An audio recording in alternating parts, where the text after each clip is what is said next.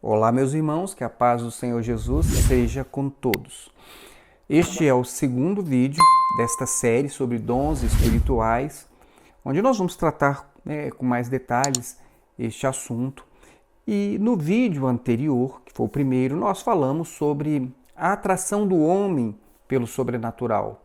Mostramos que o homem, diante do inexplicável, muitas vezes ele se rende, e porque ele teme, ele reverencia tudo aquilo que lhe parece superior.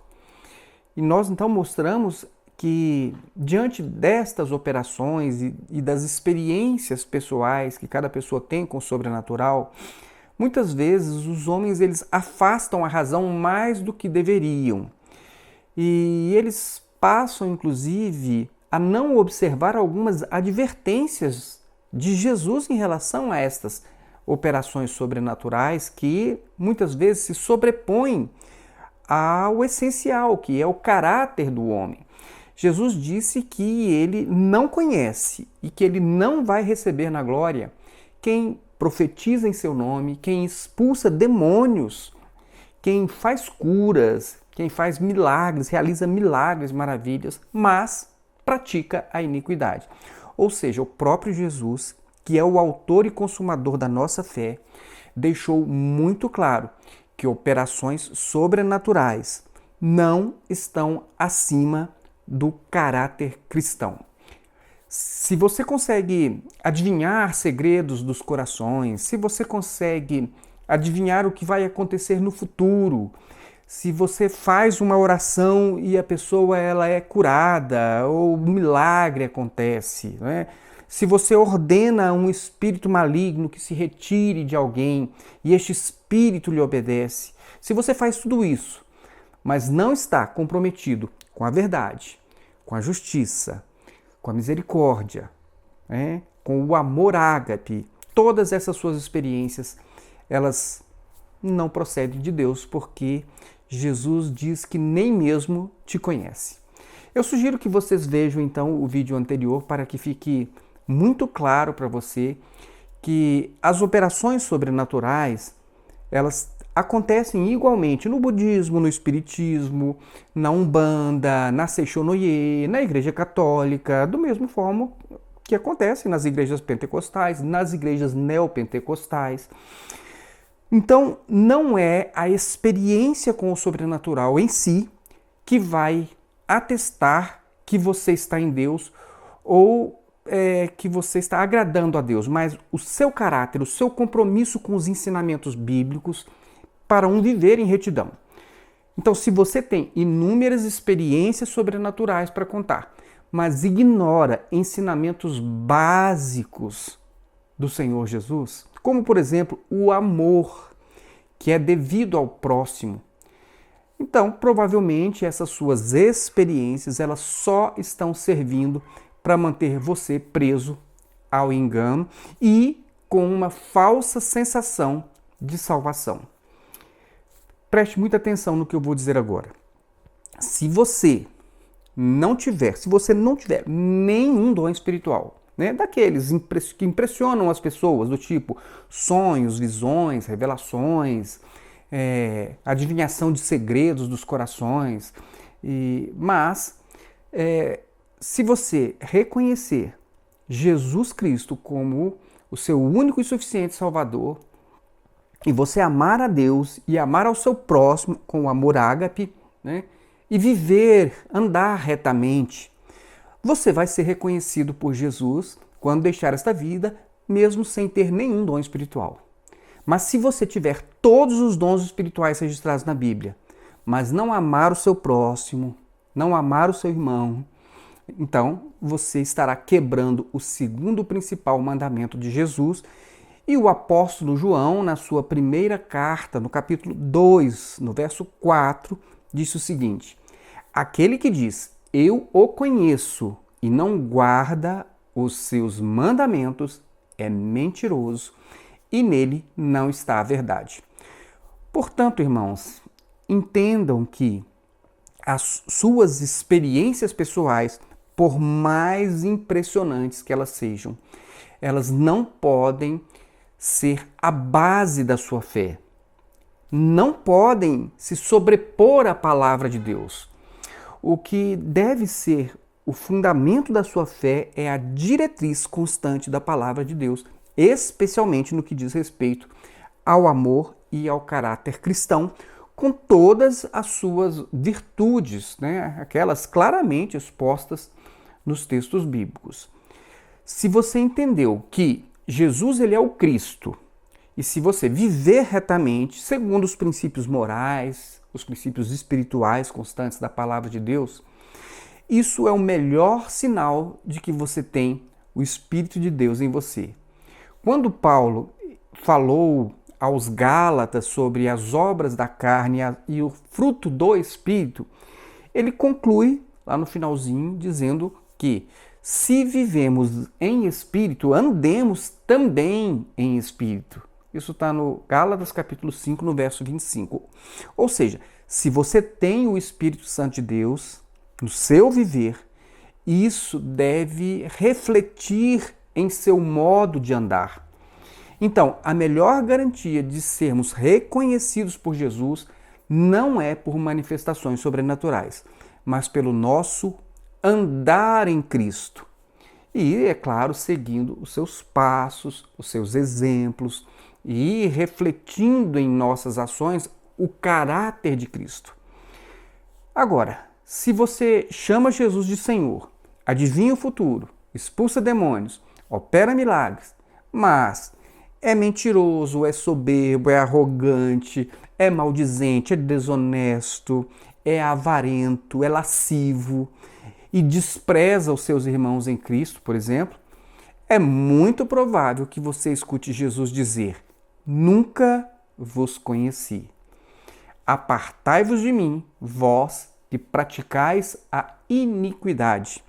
Observem, irmãos, que a parábola das 10 virgens chama a atenção para o fato de nós sermos conhecidos pelo noivo. As virgens loucas, elas não entraram nas bodas porque, ao se apresentarem, sem luz para identificar os seus rostos, o noivo disse: em verdade vos digo que não vos conheço. Percebam que a parábola, esta parábola das 10 virgens, ela está em perfeita sintonia com o que Jesus disse objetivamente, com palavras claras e diretas sobre operações sobrenaturais e o seu caráter. Ora, na parábola, Jesus ele apenas está confirmando aquilo que ele havia dito, que a questão central é sermos conhecidos por Jesus. Então, a nossa entrada nas bodas do Cordeiro não diz respeito simplesmente às manifestações que supostamente indiquem que nós temos o Espírito Santo de Deus. Não são as manifestações sobrenaturais que indicam que nós temos óleo na nossa candeia, ou seja, que nós temos o Espírito de Deus nas nossas vidas. O óleo, ele apenas produz, por meio ali do fogo, ele produz a luz que revela quem nós realmente somos. Entenderam? Por isso, usar o texto de Mateus 25, o das 10 virgens, para dizer que somente entrará nas bodas quem tem o Espírito Santo de Deus, e dizer que a prova disso, que você tem o Espírito Santo de Deus, são os dons espirituais que cada um manifesta ali na sua igreja, isso é, na verdade, um descuido em relação ao que está escrito na parábola. Entrar ou não entrar está relacionado ao sermos conhecidos por Jesus.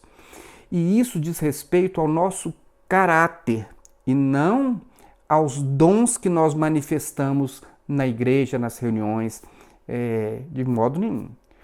Como nós já mostramos, inclusive, Jesus ele não disse que reconhece quem tem manifestações sobrenaturais, mas ele disse que ele conhece quem não está envolvido com iniquidades, ou seja, que não está praticando, nem apoiando, nem divulgando, nem financiando o mal, a injustiça e essas coisas.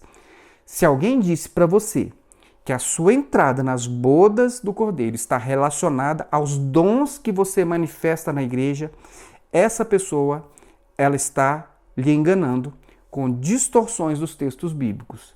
E eu insisto nisso porque é importante. Você pode curar pessoas, falar em línguas estranhas, você pode ter visões, revelações, sonhos, você pode até adivinhar o futuro e os segredos mais íntimos dos corações. Mas não é isso que revela quem você é diante de Deus. Cartomantes, espíritas, umbandistas e outros espiritualistas fazem o mesmo e não professam Jesus como o único e suficiente Salvador. Foi por isso que Jesus não disse que nós seríamos identificados por manifestações sobrenaturais. E como Jesus vai nos identificar então? Pelos frutos, e não por dons ou manifestações sobrenaturais. Obviamente, é claro, se alguém tem o Espírito Santo de Deus, tem luz que revela as suas ações e expõe o seu caráter e revela quem está por trás das manifestações sobrenaturais. Entenderam? O fato é que pessoas cheias de dons espirituais são as que mais precisam ser observadas e com muito cuidado. Se alguém manifesta muitos dons sobrenaturais, olha, investigue bem, investigue com bastante atenção o procedimento dessa pessoa e observe mais de perto que frutos ela está produzindo. Veja se dentre todos estes frutos está o fruto do Espírito Santo, que diz respeito ao caráter, às virtudes que Deus espera dos seus servos. Observe o caráter da pessoa, porque dons espirituais são excelentes armas de engano e de manipulação das trevas para enganar as pessoas descuidadas. Pessoalmente, eu conheci 2 obreiros muito usados por dons espirituais ali na igreja e que pareciam ser assim muito cheios do Espírito Santo. Mas os 2, eles eram violentos dentro de casa. Outro caso até que eu me recordo bem é de um pastor da Igreja Cristã Maranata que esteve aqui em Brasília por algum tempo. Ele havia sido enviado pelo presbitério Espírito Santense da Maranata para cuidar das construções aqui em Brasília. E esse pastor, transbordante de dons espirituais, fechava o olho e tinha 3 visões. Ele acabou denunciado por algumas irmãs porque ele tinha um procedimento de assédio sexual. E eu fiquei sabendo isso de uma das irmãs que foi assediada, tá certo? Então, não foi ninguém que me contou, ou um que contou para o outro, não. A própria irmã me contou, me relatou, tá certo? Muita coisa, às vezes, fica escondido por trás deste manto de espiritualidade.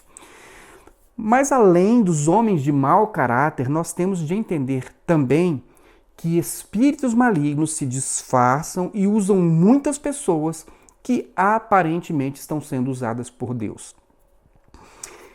E para exemplificar isso que eu estou dizendo, eu vou relatar para vocês um depoimento de um ex-satanista, que é muito conhecido, inclusive, e que ele usou a técnica de adivinhação para manipular pessoas. Este relato está no livro, o nome do livro é Filhos do Fogo, de Daniel Mastral. Escutem só o que ele diz no livro. As primeiras experiências que me recordo foram mesmo com leituras de mão. As mulheres são naturalmente mais sensíveis, curiosas e supersticiosas. Eu gostava de ler a mão delas. Falava muita coisa, acertava a maior parte. E brincadeira vai e vem, uma falava para a outra e sempre tinha alguém que estava disposta a ler a sorte. Normalmente, meu guia não me falava nada. Eu olhava e era muito clara para mim a interpretação daquelas linhas.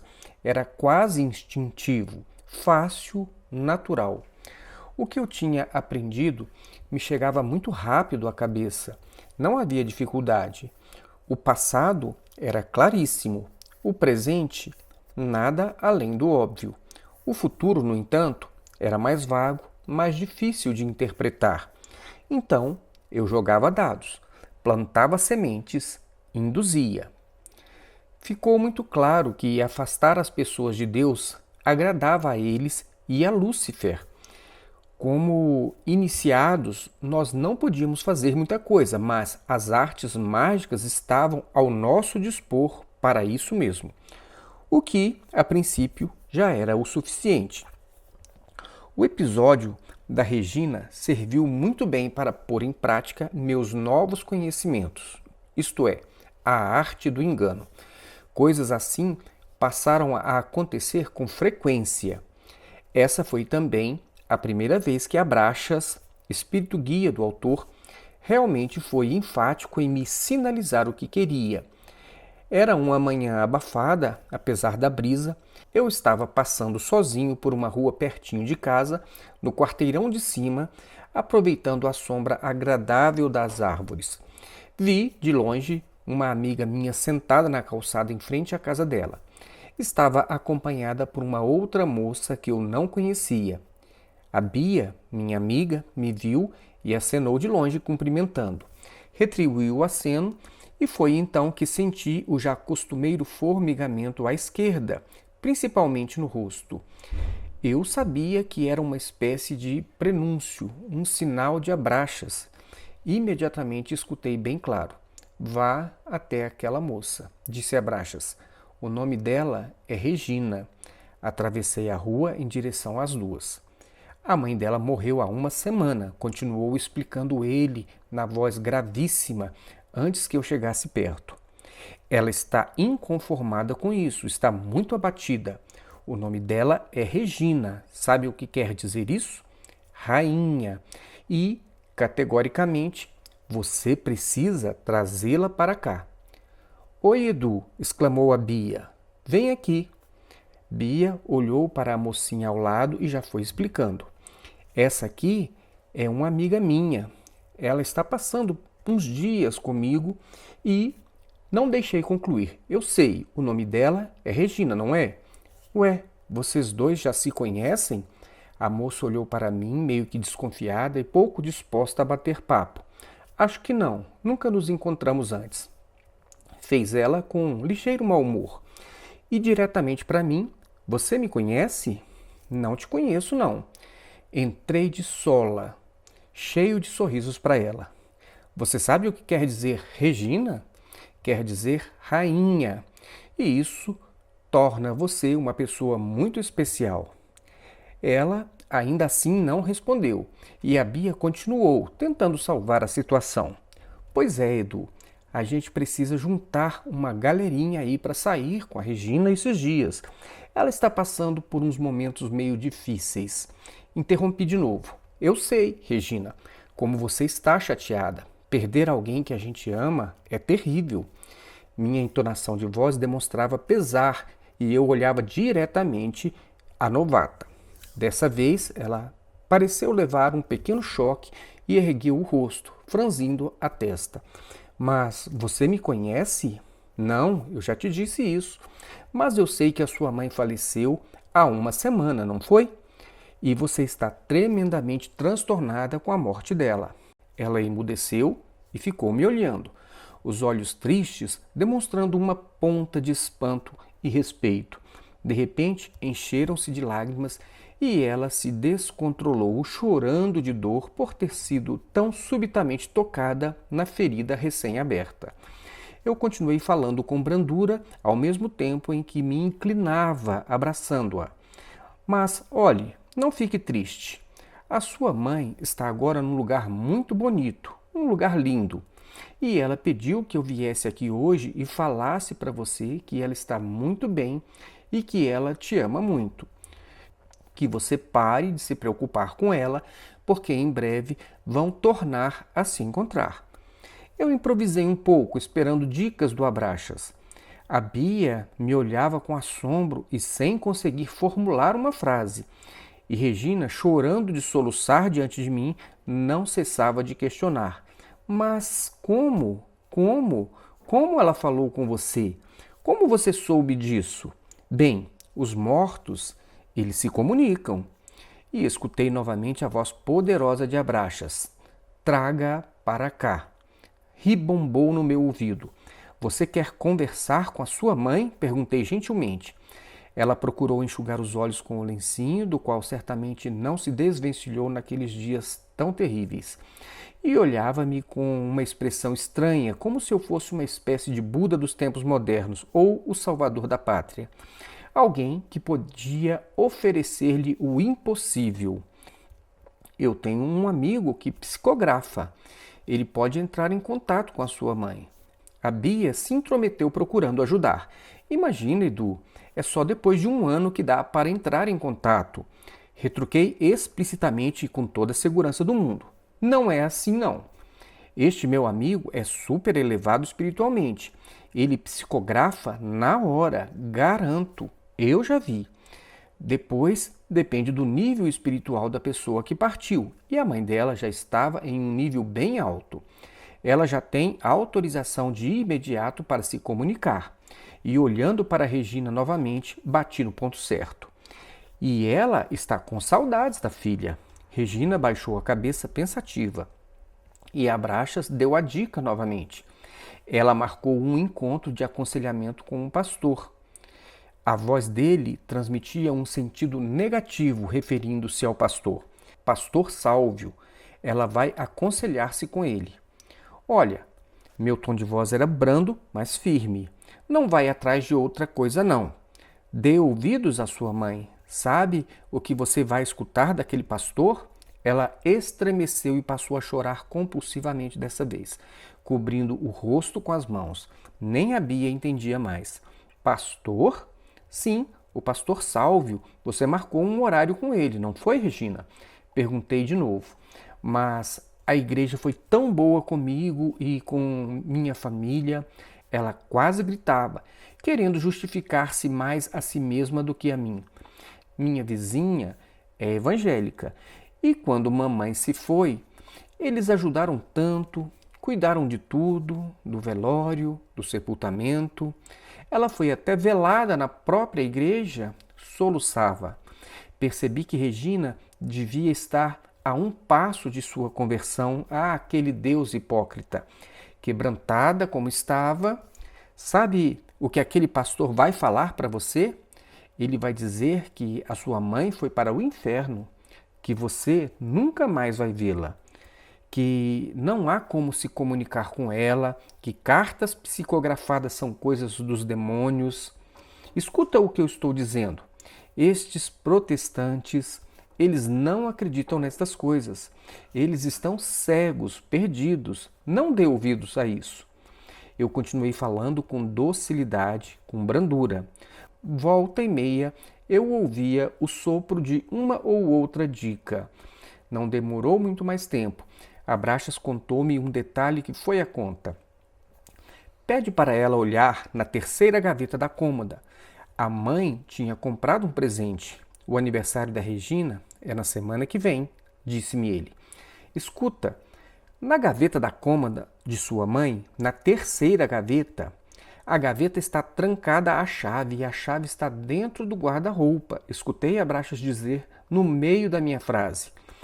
A gaveta está trancada e a chave está dentro de um guarda-roupa. Fui dizendo. Ah, eu sei. Acho que sei onde está, completou Regina ansiosa. Mas o que tem? O que é? A sua mãe, antes dela... Bem, ela tinha comprado um presente para você. Comprou antecipado. É seu aniversário na próxima semana, não é? Regina chorava e Abraxas esclareceu. A mãe dela morreu de repente, morreu atropelada. Estava tudo explicado e Regina, quase decidida. Ao erguer novamente o rosto para mim, seus olhos já diziam que ela faria como eu dissesse. Completei. Sua mãe me disse que gostaria muito que você abrisse o presente. Ela te ama muito. Não quer ver você sofrendo por causa dela. Não precisa mais estar triste. Que mais eu preciso dizer para que você acredite que eu falo a verdade? Abraxas continuou. olhos claros, cabelos castanho escuro, estatura média, um brinco de pérola com ouro branco. Olha, Regina, eu vi sua mãe. Eu não a conheci em vida, mas eu a vi. Ela tinha olhos claros, grandes, bonitos, um cabelo escuro, castanho escuro. Usava um par de brincos muito delicados. Eram de ouro branco e havia uma pérola. Tinha mais ou menos a sua altura. Esta não é a sua mãe? Eu fechava os olhos como se eu estivesse vendo, mas na realidade eu estava ouvindo. Eu estou vendo ela. Ela está bem aí do seu lado e quer falar com você. Regina estava profundamente sensibilizada com o que ouvira, abalada até totalmente quebrantada. E além disso, sua mãe não quer nenhuma missa de sétimo dia, não. Falei, mas por falar, apenas para poder acrescentar logo a seguir. E também não quer que você vá conversar com nenhum pastor. Ela quer que você fale diretamente com ela. Tá bom, gritou Regina. Eu vou. Como é que eu faço? Aonde eu tenho que ir?